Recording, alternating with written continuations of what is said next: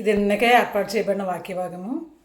లోకస్వార్త 1:35 చదువుదామండి. దయచేసి వాక్యంలోకి వెళ్దాం. దూత పరిశుద్ధాత్మ నీ మీదికి వచ్చును, సర్వోన్నతిని శక్తి నిన్ను కమ్ముకొనును, గనుక పుట్టబో శిశువు పరిశుద్ధుడై దేవుని కుమారుడు అనబడును. చిన్న ప్రేయర్ చేసుకుందామండి. స్తోత్రం స్తోత్రం స్తోత్రం స్తోత్రం. పరిశుద్ధుడు పరిశుద్ధుడు పరిశుద్ధుడు, సర్వభూలోకమును సృజించి దానిని నీతితోనూ న్యాయంతోనూ పరిపాలించుచు కొనియాడబడుచున్న మా ఘనమైన యేసయ్య, మీ ఘనమైన పాదములకు లెక్కించలేని వందనములు స్తోత్రములు చెల్లించుకుంటున్నాను తండ్రి. సర్వశక్తిగల దేవుడిగా మీరున్నారు తండ్రి. ఏమి ఇచ్చినా కూడా మీరు రుణం తీర్చలేము ప్రభువా. నా తండ్రి, వాక్యం వినిచిన ప్రతి ఒక్క బిడ్డను నూరంతలుగా దీవించి ఆశీర్వదించండి. మాకు ఏ వాక్య భాగం అయితే అవసరమై ఉందో ఆ వాక్యాన్ని దయతో మీరే మాకు అనుగ్రహిస్తారని, మా కొరకు సిలువలో ప్రాణం పెట్టి తిరిగి లేచిన యేసయ్య పరిశుద్ధ నామమున మిక్కిలి వినయంతో బ్రతిమలాడి వేడుకొనుచున్నాం మా పరమ తండ్రి. ఆమేన్. ప్రభునందు ప్రియమైన సహోదరి సహోదరులారా, మరొకసారి నా హృదయపూర్వక వందనాలు తెలియజేస్తున్నానండి.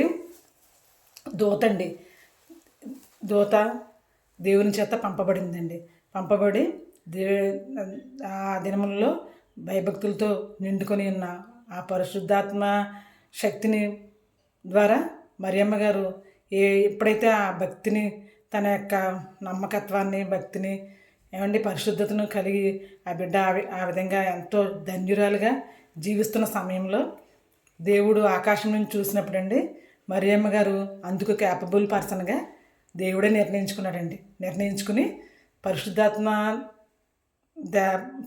శక్తి ద్వారా ఆ యొక్క దేవదూతను మరియమ్మ గారి దగ్గరికి పంపించడం మనం చూస్తున్నాం. నా ప్రియమైన సహోదరులారా, ఆ దూత వచ్చి సర్వోన్నతమైన దేవుని పరిశుద్ధాత్మ నీ మీదకి వస్తుంది, అందుకే నీవు ఒక కుమారుని కంటావు, మహోన్నతుడైన దేవుని కుమారుని నీ గర్భమందు కంటావు, ఆయనకు యేసు అని పేరు పెడతావు అని చెప్తుందండి. నా ప్రియమైన సోదరులారా, ఆయనకు యేసు అని పేరు పెడతామని చెప్తుంది.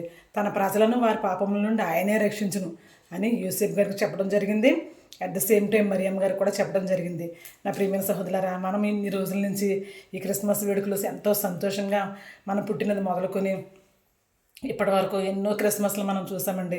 నా ప్రియమైన సహోదరులారా, ఈ యొక్క యేసుక్రీస్తు ప్రభు వారి యొక్క రాక ఎప్పుడు ప్రారంభమైంది అనుకుంటున్నారు? నా ప్రియమైన సహోదరులారా, నాజరేతులో కానీ యెరూషలేములో కానీ గలిలయలో కానీ ఆయన యొక్క రాక ప్రారంభం కాలేదంట. నా ప్రియమైన సహోదరులారా, చూడండి, ఇప్పుడు ప్రారంభమైందంటే ఆదాము అవ్వలు ఎప్పుడైతే పాపంలో పడ్డారో, నా ప్రియమైన సహోదరులారా, ఆదికాండంలో ఆదాము 3:16లో ఆదాము అవ్వలు ఎప్పుడైతే పాపంలో పడ్డారో ఆ క్షణంలోనే దేవుని యొక్క రాక కావాలి, పరిశుద్ధాత్మ దేవుడు మన మధ్యలోకి రావాలని దేవుడే నిర్ణయించుకున్నాడండి. కేవలం మనం ఆజ్ఞాతకరమే పాపంగా ఆ యొక్క ఆదాము అవ్వలు చేసిన మరుక్షణమే నా ప్రియమైన సహోదరులారా, దేవుని యొక్క రాక తప్పకుండా తథ్యమైపోయిందండి. నా ప్రియమైన సహోదరులారా, అప్పుడు ఆయన ప్రయాణం కొనసాగబడిందండి. నా ప్రియమైన సహోదరులారా, ఏదైనా తోటలో ఆదాము అవ్వలు పాపం చేసినప్పుడే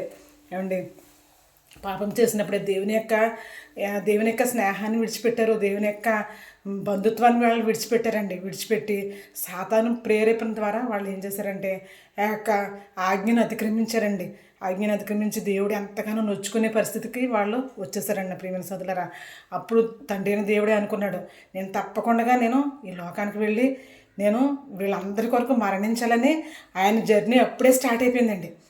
ఏదైనా తోటలో ఆదామవ్వలు పాపంలో పడిన మరుక్షణమే దేవుని యొక్క రాక, ఆ పరిశుద్ధాత్మ దేవుని యొక్క రాక, తన కుమారుణ్ణి ఈ లోకానికి పంపించాలని ఒక సంకల్పం యొక్క ప్రయాణం అప్పుడే స్టార్ట్ అయిపోయిందండి. నా ప్రియమైన సహోదరులారా, అయితే దేవుడు నా కుమారుడు గర్భంలో మోయడానికి ఎవరు క్యాపబుల్గా ఉన్నారు, నా కుమారుణ్ణి తన గర్భంలో మోయడానికి ఎవరు పరిశుద్ధులుగా ఉన్నారు, నిందారహితులుగా ఉన్నారు, యోగ్యులుగా ఉన్నారనేసి ఆయన చూసినప్పుడు మరియమ్మ గారు కనిపించడం మనం చూస్తున్నాం. నా ప్రియమైన సోదరులారా, అటు యొక్క ధన్యత, అటు యొక్క భాగ్యాన్ని మనం కూడా పొందుకునే వారికి మనం ఉండాలండి.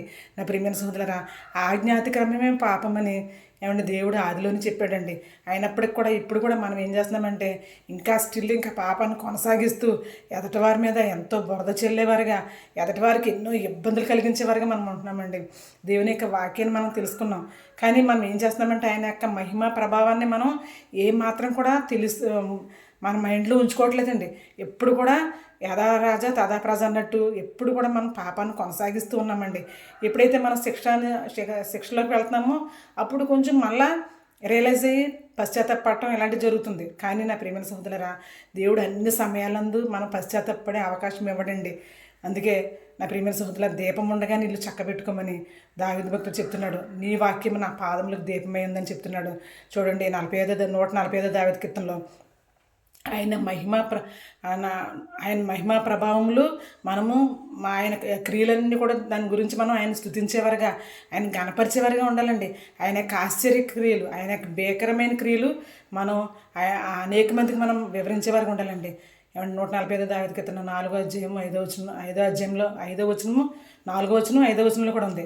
ఆయన ఆశ్చర్యక్రియలు మనం కొనియాడేవారిగా ఉండాలండి. ఆయన అద్భుత కార్యాలు మనం కొనియాడేవారిగా ఉండాలి. చూడండి, మరియమ్మ గారు గర్భంలో యేసుప్రభు గారు పరిశుద్ధాత్మ శక్తి ద్వారా ఆ యొక్క గర్భంలోకి రావడం ఎంత ఆశ్చర్యకరమైందండి, అద్భుతకరమైంది నా ప్రియమైన సోదరులారా. కేవలం మన కొరకండి, మన యొక్క పనికి మన పాపాల కొరకు. మనం ఎంత చెప్పినా కూడా విననోళ్ళని ప్రజలుగా మనం ఉన్నందుకే యేసుక్రీస్తు ప్రభువారు ఈ లోకానికి రావడం జరిగిందండి. ఆయన భయంకరమైన ఆ యొక్క పశువుల పాకలో ఉద్భవించడం జరిగింది నా ప్రియమైన సోదరులారా. మన కొరకు ఆయన ఆ పశువుల పాకను అండి, సత్రంలో వారు స్థలం లేనందున వాళ్ళు పశువుల పాకను అడిగారండి నా ప్రియమైన సోదరులారా. యేసుప్రభు గారు మనకి మంచి చేయడం కోసం, మనల్ని రక్షించడం కోసం, మనల్ని ఆయన ప్రజలుగా చేసుకోవడం కోసం ఆయన పశువుల పాకని అడిగారండి నా ప్రియమైన సహోదరులారా. తన తల్లి ద్వారా తన తల్లిదండ్రులు అడిగారండి. అడిగి ఆ పశువుల పాకలోనే ఆయన జన్మించడం మనం చూస్తాం నా ప్రియమైన సహోదరులారా. అదేవిధంగా ఆయన మనల్ని అడిగి మన హృదయంలోకి వస్తున్నారండి. ఆయన ఎవరైనా నా స్వరం విని తలుపు తీస్తే నేను వారితో నివసిస్తానని చెప్తున్నాడు దేవుడు నా ప్రియమైన సోదరులారా. గత 2 వారాల క్రితం మనం చెప్పుకున్నాం. తప్పకుండా మనల్ని మన హృదయంలోకి ఆయన్ని ఆహ్వానించే వారికి మనం ఉండాలండి. అందుకే పరిశుద్ధాత్మ ప్రేరణ ద్వారా ఈ యొక్క మరియమ్మ గారు తన గర్భంలో యేసుక్రీస్తు ప్రభువాన్ని ధరించినట్టుగా దేవదూత చెప్తుందండి. కేవలం ఎక్స్రే కిరణాల ద్వారా అండి పరిశుద్ధాత్ముడు ప్రవేశపెట్టిన ఆ యొక్క పరిశుద్ధాత్మ కిరణాల ద్వారానే ఈ యొక్క మరియమ్మ గారు గర్భవతిగా ఉండడం మనం చూస్తున్నాం నా ప్రియమైన సహోదరులారా. అంటే పరిశుద్ధాత్మ దేవుడు ఎంత చక్కగా పనిచేస్తున్నాడో చూడండి. ఎప్పుడు కూడా వాక్యాన్ని మన హృదయంలోకి ఆయన పంపిస్తున్నారు. పంపించినా కూడా మనం ఆ వాక్యాన్ని మనం తుడిచేస్తున్నామండి, మన హృదయంలోంచి తుడిచిపెట్టిపోతున్నాం. అందుకే నా ప్రియమైన సోదరులారా, ఇదిగో ఇప్పుడే అనుకూల సమయము. ఎవడైతే మారు మనసు పొందుకుని పరిశుద్ధాత్మ దేవుడని ఒప్పుకుంటారో, తండ్రి యేసుక్రీస్తు ప్రభు వారు నా వలన ఈ లోకానికి వచ్చారు, తాను రిక్తినిగా చేసుకుని ఈ లోకంలోకి వచ్చారు, ఆయన పశువుల పాకలో జన్మించారు, అట్ ద సేమ్ టైం ఆయన గొల్గొత కొండ మీద ఆకాశానికి భూమికి మధ్యలో వేలాడి, తండ్రి వీరు ఏం చేస్తున్నారు, వీరు ఎరుగరు కనుక వీరిని క్షమించమని ఆయన అడగడం మనం చూస్తున్నాం నా ప్రియమైన సోదరులారా. ఆ విధంగా అడిగినందువలన మన పాపాలన్నీ దేవుడు క్షమించాడండి. యేసుక్రీస్తు ప్రభు వారు త్రూ జీసస్ క్రైస్ట్ దేవుడు ఎప్పుడైతే మనల్ని చూస్తున్నాడో అప్పుడు మనం పరిశుద్ధులుగా నిందారహితులుగా దేవునికి కనపడుతున్నామండి. అందుకే మనం ఇప్పుడు కూడా ఈ వాక్యాన్ని మనం కలిగి ఉండే వరకు మనం ఉండాలండి.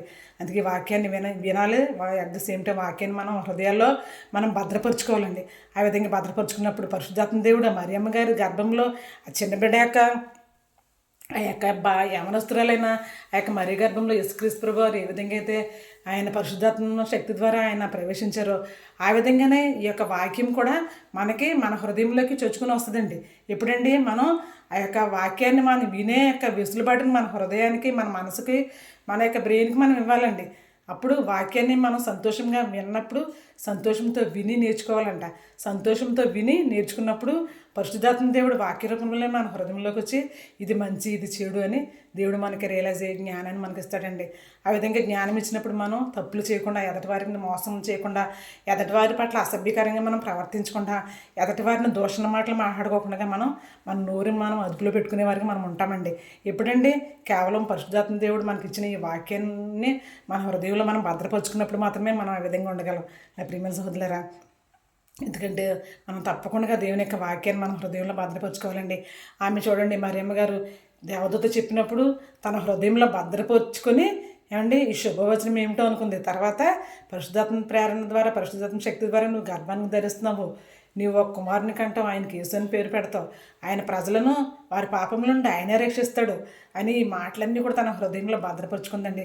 భద్రపరుచుకుని నా ప్రియమైన సహోదరులారా, ఎన్నో కష్టాలకి నష్టాలకి ఊర్చి ఆనాటి దినాల్లో ప్రజాసంఖ్య రాయాలని కైసర్ అగుస్తు వలన ఆజ్ఞ అయినప్పుడు వాళ్ళు యెరూషలేముకి వచ్చినప్పుడు అండి, అక్కడ సత్రంలో స్థలం లేనందున పశువుల పాకలో యేసుప్రభు గారిని ఆమె జన్మించడం మనం చూస్తున్నాం. మనమైతే పెద్ద పెద్ద కార్పొరేట్ హాస్పిటల్లో మన బిడ్డలను కంటామండి. కానీ నా ప్రియమైన సహోదరులారా అండి, లోకరక్షకుడిగా వచ్చిన ఆయన, పరిశుద్ధాత్మ దేవుడిగా వచ్చిన ఆయన, కీర్తనకారుడు అంటున్నాడు, మహోన్నతుడైన ఆయన ఆశ్చర్యకార్యాలు వివరించడానికి ఎవరికి సరిపోతామండి? మనం ఎవరికి సరిపోతాం?